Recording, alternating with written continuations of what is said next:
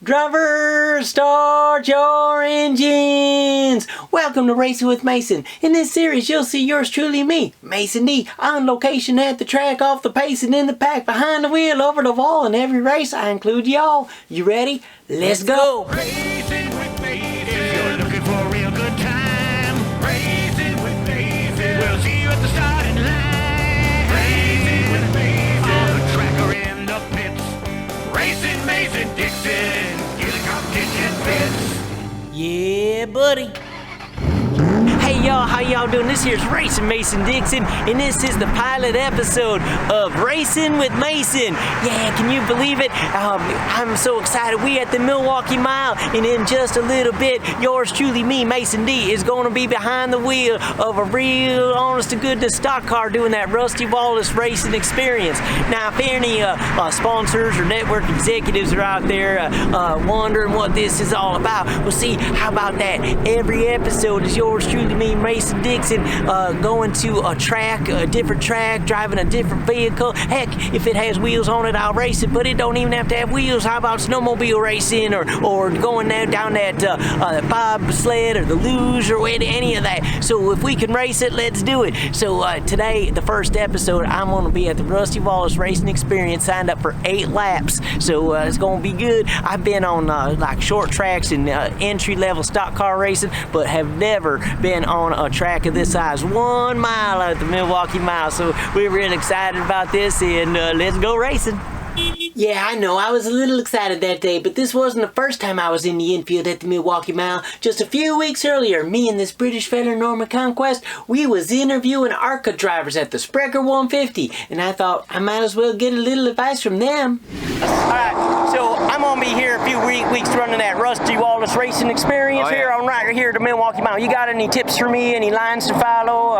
What's your advice? At first, don't do it, but you drive it in deep. That's all I can tell you. You drive it in till you feel like it's too far, and it'll stick. Well, I don't know. See, it's different. You got sponsors. What they say there, they make you sign a waiver. If you crash your car, you gotta buy it, right? You gotta pay all that. So he's giving me advice to don't hit them brakes until it's too late. And you'll be good. It'll stick. Yeah. So I actually used to be an instructor for that a few years ago. So we with the celebrity of many sorts. How about that? So you want to drive her in deep, about 5 car lengths past the start-finish line, lift, and get it right down into the black patch in both corners, and you'll be all right. Oh, that's just great. And now you here to America, are you going to be one of them fellers that goes up to NASCAR? We've got to wait and see. I just hit the wall in turn 2 and in practice, so that's not a great start. Oh my! Armed with the knowledge from experienced ARCA Menard Series drivers, I was now ready to get behind the wheel of a real, albeit slightly outdated 500 plus horsepower NASCAR Cup car. Let's send it back to Milwaukee, Wisconsin, home of the oldest operating motor speedway in the world. Yeah, buddy, we're inside the Milwaukee Mile. I'm all signed up, just waiting for driver's class to start. You know, like the driver's meeting, that's always real important, right? Cars look real good, and it's a beautiful day, man. It's great, just a nice breeze and stuff. Of course, once I get that fire suit on and helmet, it'll probably be a lot hotter and stuff. But I'd like to thank all the fans that came out to watch Racing Mason drive the Rusty Wallace Racing Experience today. Here comes that Wood Brothers Ford, yeah, buddy.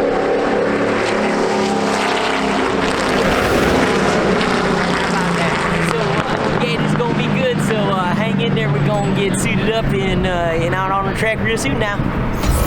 Classroom training, check. Now, a couple of options the Rusty Wallace Racing Experience offers. If you purchase a low-cost vehicle protection plan and you crash the car, you only have to pay $1,000 before they let you leave the track. If you don't purchase the low-cost vehicle protection plan and crash, looks like you buying Rusty Wallace a new race car. The other enticing option is to purchase a 3-lap ride along with a pro. You get to be in the passenger seat, and your driving coach will show you firsthand how to get the most out of your racing experience.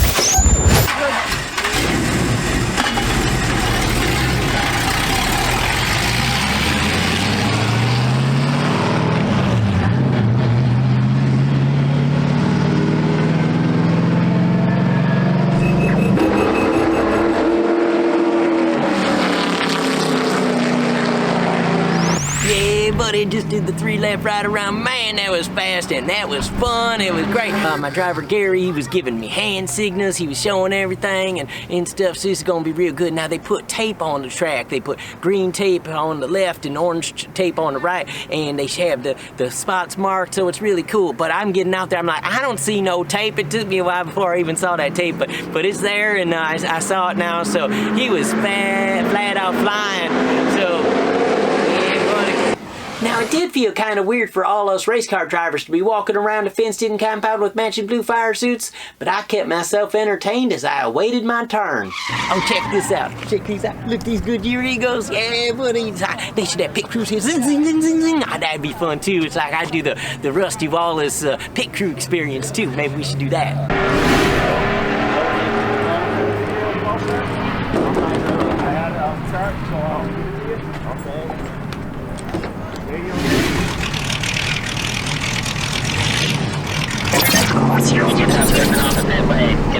I got after you. You can hop down off of there.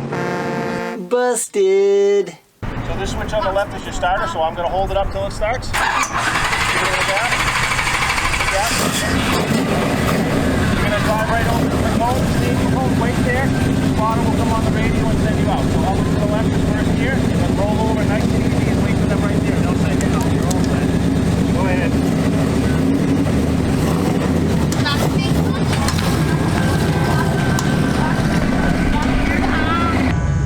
Hey y'all, I got a special treat for you. I brought back an Arkham Menard Series driver to help analyze this here run.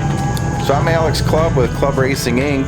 and I'm here today to give as much criticism to Racin Mason Dixon as I can on his Rusty Wallace Racing Experience at the Milwaukee Mile. So far he's in low gear on the apron running about 18 miles an hour. So this is a reenactment because I ain't got my helmet on or anything. I'm just kind of doing one of them there director's cuts. And then there's that orange cone and I can floor it. So here we go, getting on the back stretch. Yeah, buddy, dang, just flooring it. Yeah, that's real fun. And then you got to get off the gas, and when you see that little box there painted in there, now I was supposed to be a little bit higher on that. Missed the box. Oh, you hit that one. That was good. Looks like it's stalled out there. In the corners, they make us take our foot off the gas and brake and stuff, and we ain't supposed to put our foot on the gas till we get to that acceleration cone. All right, here we go. Picking it up. Found second gear. Green flag. As soon as we cross that start-finish line, the timer's going to start. So here we go. And right away, it's already off the gas, and uh-oh. Oh, not too bad. Only missed the corner by 2 car lengths there. There we are. We're in the gates now. Yeah, I guess I should have got down a little lower sooner. And back to snail pace. There we go. There's the acceleration cone.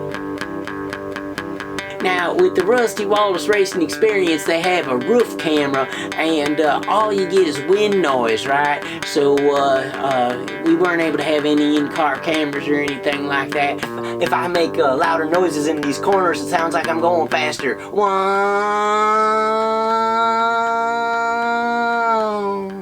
Turn forward. See that glare coming in? Man, it was tough. Late in the evening, I was the last car on the track, and that glare, couldn't see anything. Here we go. The spotter's telling me get up in the middle of the track.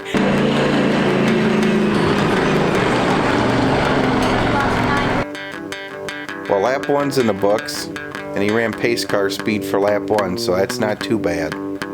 Hey, that's better than running pit road speed.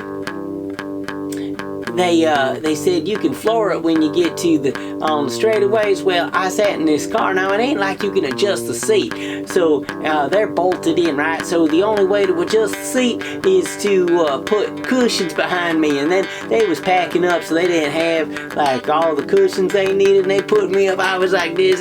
You got the acceleration down. You're just 18 feet away from the wall, though. We can't go up in that groove. They told us. Gotta stay low.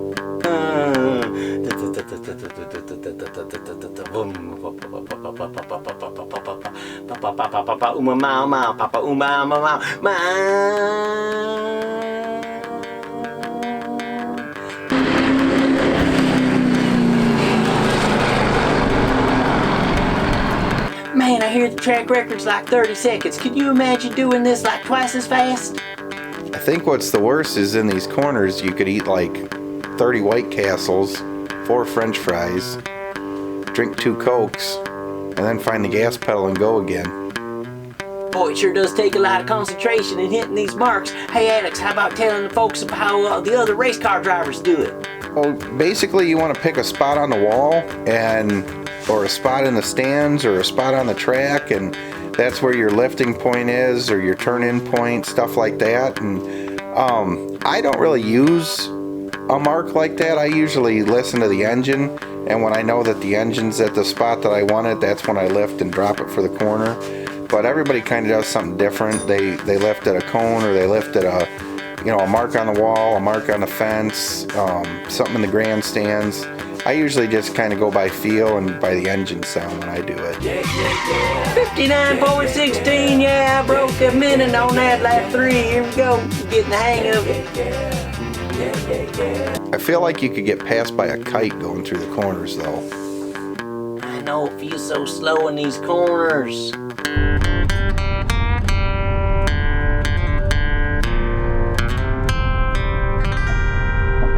Man, I feel sorry for all the drivers. They don't have no fans to wave to on the backstretch.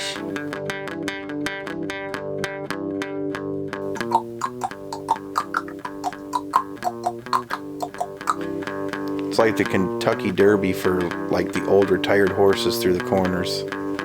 Giddy up! Come on, let's go!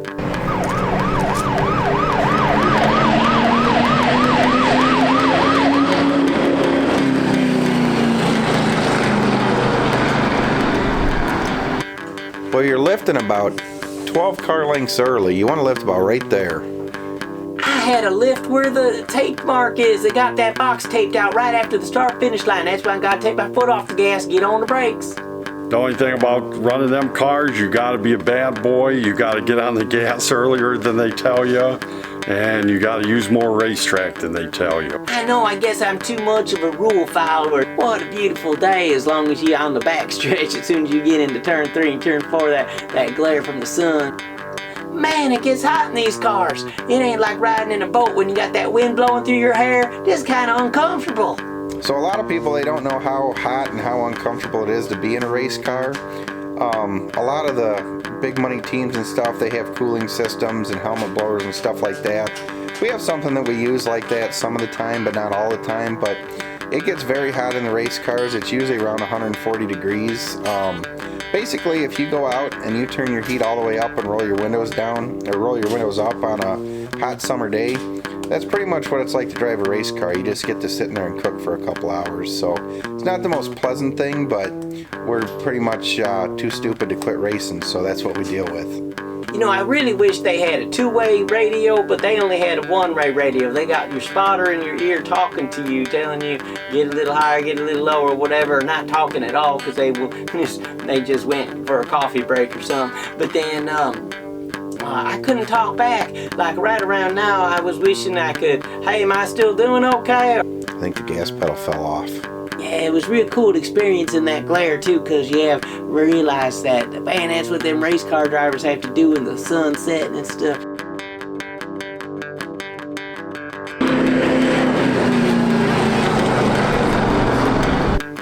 There was a 58. 58.49, getting a little faster. It's a new track record for racing Mason Dixon. This is like my own video game that I actually designed and drove for. Man, it's hard on the throat. So you want to bring it up closer to the wall, hang it out there, still be wide open, still wide open. You want to lift about right here, and you want to be up about another car length, and then drive it in, get on the brakes coming in, and then right here you want to be back on the gas. Start getting back to the gas, and then you start letting it drift up off the corner, and right here is where you're about wide open.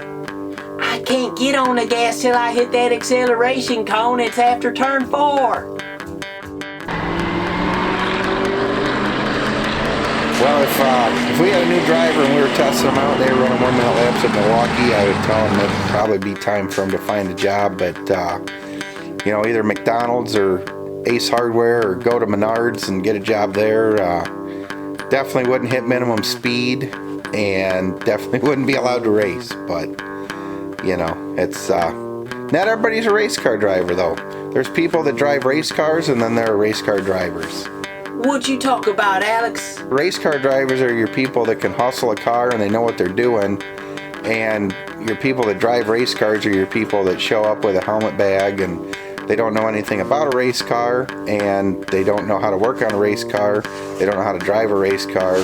They like to put their driver's suit on when they get to the racetrack and drive and walk around, you know, so that everybody knows that they're a driver, and then they usually go out and run 8 seconds off the pace. Hell yeah, 56.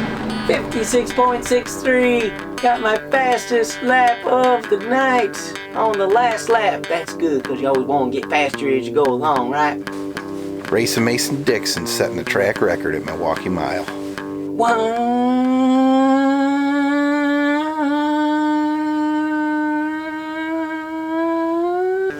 Bringing her in, you just want to get it nice and low on the track, but I see you're trying to get that extra half lap out of them right now. Hey, they told us we could do that. Got to start banging her through the gears coming down in there. They really don't like that when you do that though. It's a good way to get kicked out. Well, they told us not to shift. We supposed to leave it in 4th gear all the way until we shut it off on pit road. Milwaukee does have a really weird pit road to get into. It's really easy to overshoot it. See, now you're doing great. You're right there, ready to turn in. But yeah, that's the weirdest pit road to get on, other than like Springfield or DeCoin.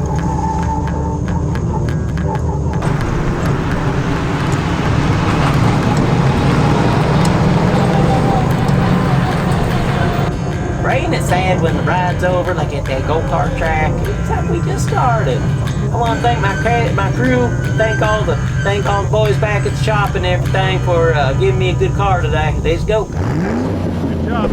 Yeah, buddy, that was awesome. 8 laps, and man, it felt like I was out there for 20 or 30. I'm like, they letting me get away with a whole bunch more. This is great. So, I want to dumb that sound. So you went racing with Mason. Yeah, buddy, I tell you what, that was so much fun. There's the fleet of cars here at Rusty Wallace Racing Experience. They're going to be doing this all day again tomorrow out here at the Milwaukee Mile. It was sold out when I found out about it on Saturday, so they added the day on Friday, so I got to be the last driver. It was like, although there weren't no other cars on the tracks, I didn't get to pass nobody passed me. It was almost like I'm testing the next gen car, or testing the tires for Goodyear or something like that. So it was real fun out there. We'll be seeing you next time on Racing with Mason. Yeah, buddy. Racing with Mason, laps have all been run. Racing with Mason, gang, we had some fun. Racing with Mason, we'll see you down the road. Racing Mason Dixon, go watch the next episode. Yeah, buddy, let's go racing. Yeah, yeah, yeah. Yeah, yeah, yeah. Yeah, yeah, yeah, yeah, yeah. Yeah, yeah, yeah. Yeah, yeah, yeah. Yeah, yeah, yeah, yeah, yeah.